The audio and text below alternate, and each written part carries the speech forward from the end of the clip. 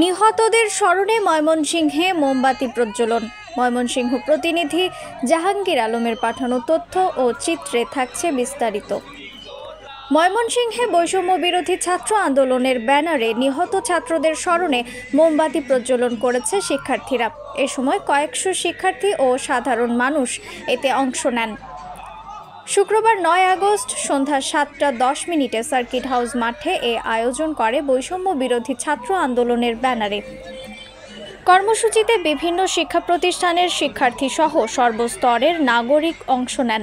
এ সময় বৈষম্য বিরোধী ছাত্র আন্দোলনে সব নিহতদের প্রতি শ্রদ্ধা জানাতে ১ মিনিট নীরবতা পালন করা হয়। এ সময় নীরবতা পালন শেষে উপস্থিত সবাই সমস্বরে জাতীয় সঙ্গীত ও দেশাত্মবোধক গানে কণ্ঠ মেলান।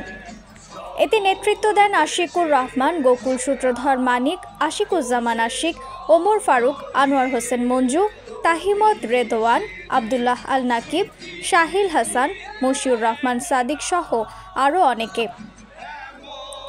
আশিকুর রহমান বলেন, এই আন্দোলনে যারা শহীদ হয়েছেন তাদের জন্য আমাদের এখন প্রাণ ভরে দোয়া করা ছাড়া আর কী বা করার আছে। তবে যারা আহত হয়ে মৃত্যুর সঙ্গে পাঞ্জা লড়ছেন ও বিভিন্ন হাসপাতালে চিকিৎসাধীন রয়েছেন এবং যারা অর্থের অভাবে চিকিৎসা করাতে পারছেন না, তাদের জন্য আমরা কিছু করতে পারি কিনা। আমরা বৈষম্য বিরোধী ছাত্র যে যার সাধ্যমতো টাকা দিলে একটা ফান্ড গঠন করতে পারি। শিক্ষার্থীরা বক্তব্যে বলেন, ইতিহাস সাক্ষী আছে ছাত্রদের কোনো আন্দোলন আজ পর্যন্ত ব্যর্থ হয়নি। ১৯৫২ সালে ভাষা আন্দোলন শুরু হয়েছিল ছাত্রদের হাত ধরে। তেমনি ২০২৪ সালে ছাত্রদের মাধ্যমে আমরা আরও একটি বিজয় পেয়েছি।